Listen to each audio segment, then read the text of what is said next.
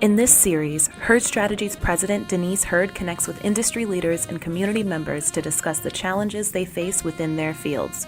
Join us bi-weekly to learn all about how they see us.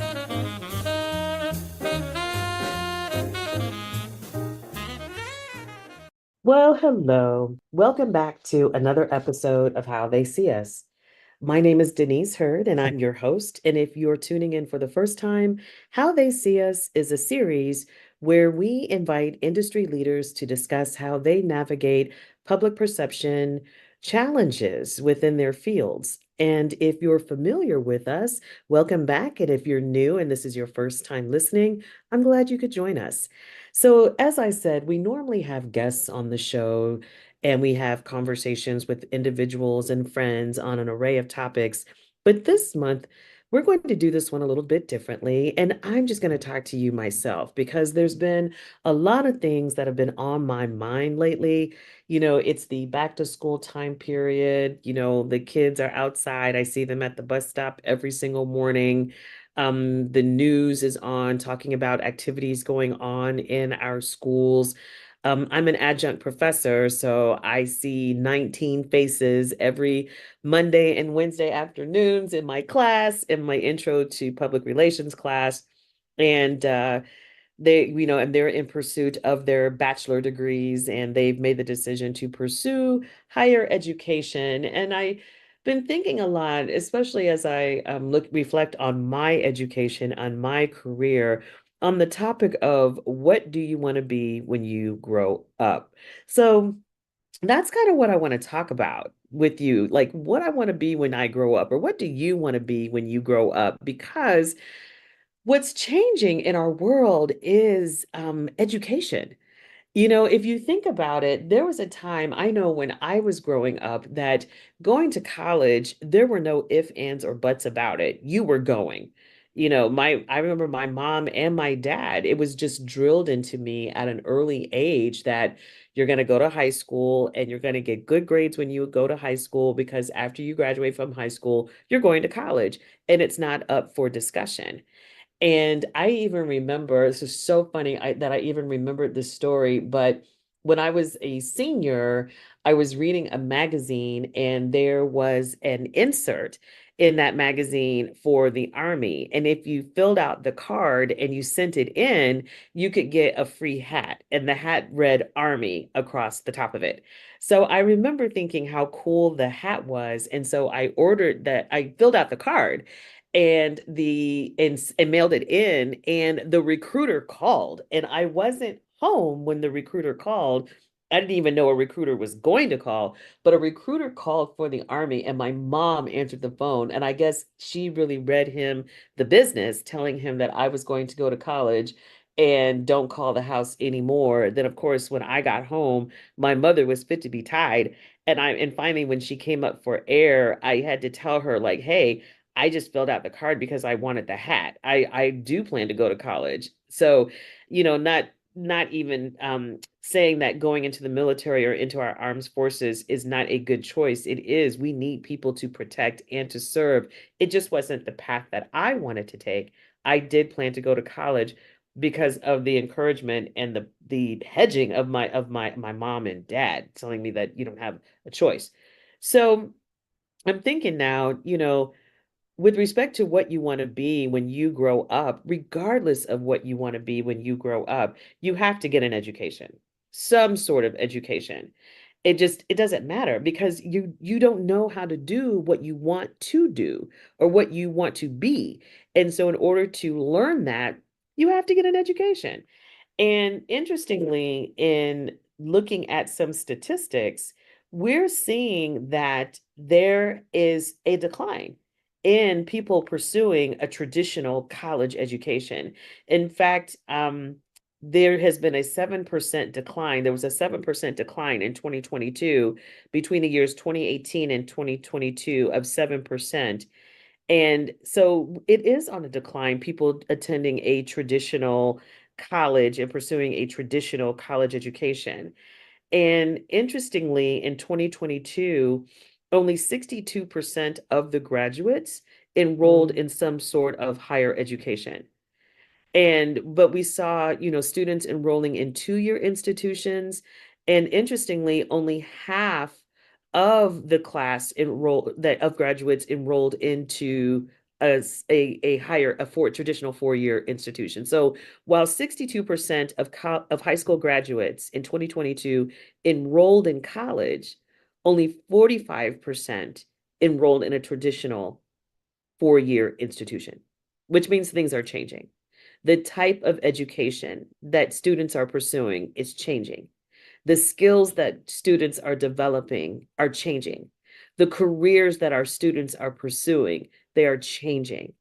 But here's the thing, there has to be flexibility in education and the type of education that students pursue, because there are different careers coming online and there are different pathways to success that are becoming more mainstream. Think about it. A lot of entrepreneurs don't go to college. An entrepreneur is created because they had an idea. There was a problem that they wanted to solve. So, in pursuit of that problem, they pursued their business. So, we're seeing entrepreneurs not going into college or seeking a college education, but going straight into business ownership. I think about myself, even as an entrepreneur, that while I could write a mean public relations plan, I could write a slick press release, I didn't know anything about running a business. So even then, I had to pursue some sort of education so I could learn how to run my business. So I did have to take a couple of classes to understand general accounting principles. I did have to take some classes to understand organizational structure. I mean, I had to pursue professional development in order to create a business that would thrive and succeed. So, but interestingly, going back to the whole education and what I want to be when I grow up conversation, I've really been thinking about it a lot lately because we went through some really interesting times with my youngest nephew recently. He graduated from high school in this past May of 2024 and also earned his associate's degree. And prior to graduation, he announced to all of us that he wasn't going to go to college. And that really took our family into a tailspin because, he would be a fourth generation college student and college graduate when he finished.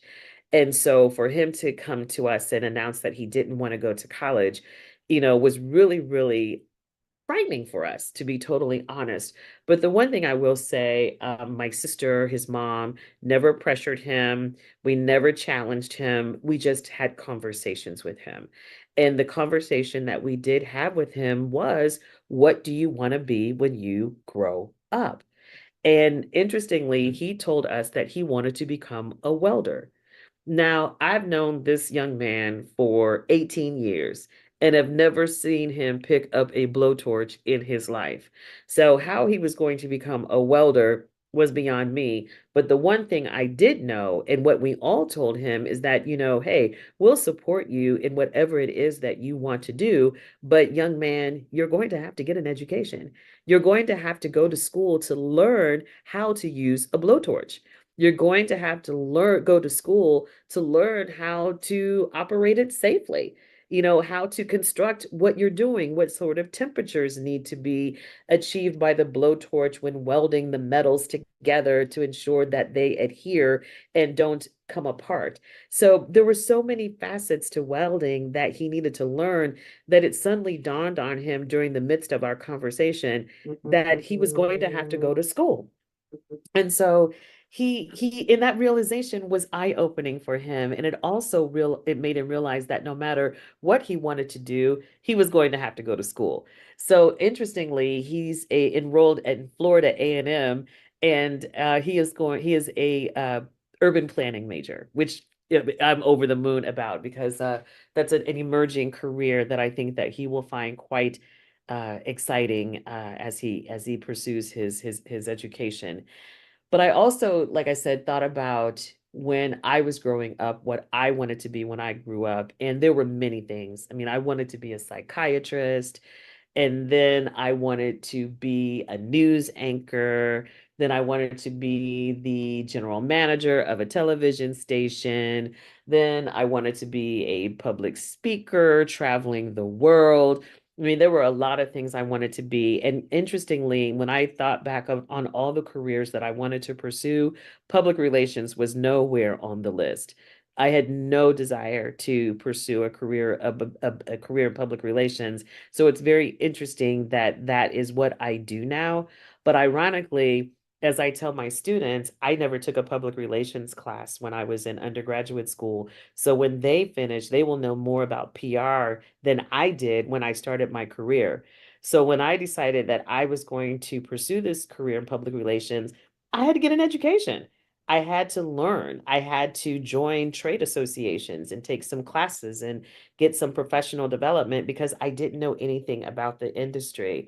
So I guess what I'm trying to say is that regardless of whatever path that you take, whatever journey you find yourself on, education is a key component. It's going to be there. You can't get around it. Whether you choose to pursue entrepreneurship, you're going to have to get an education of some sort, whether it be traditional or non-traditional. Education is going to be woven into the fiber of that pursuit. Whether you decide to go into the military, because people do enroll or they do enlist, that is another E, they do enlist. And so if you decide to go into our armed forces, you're going to have to get an education because there's specializations that you will pursue, that you will have to learn, that you will have to study. So education is going to be woven into that pathway as well. Or if you decide to enroll in a 2-year or a 4-year institution, education, it's woven throughout all of that as well. So it doesn't matter. Education is part of who we are. It's how we better ourselves, regardless of whatever pathway we take. And it's one that we just can't get around. And I also want to share with you, we talked a bit about statistics at the very, very beginning, but I want to say to you that sometimes a traditional 4-year institution is not the pathway, and we should not frown upon that. I think that we should look at whatever pathway we take, it's the pathway that's to say you won't pursue a different pathway or different education pathway later on in life. But I just think that we all need to remember that no matter what, no matter when, no matter how, education is just where it is. It is what it is. And in order to earn a living wage, in order to become better, in order to advance ourselves, we have to decide what sort of education pathway we are going to take.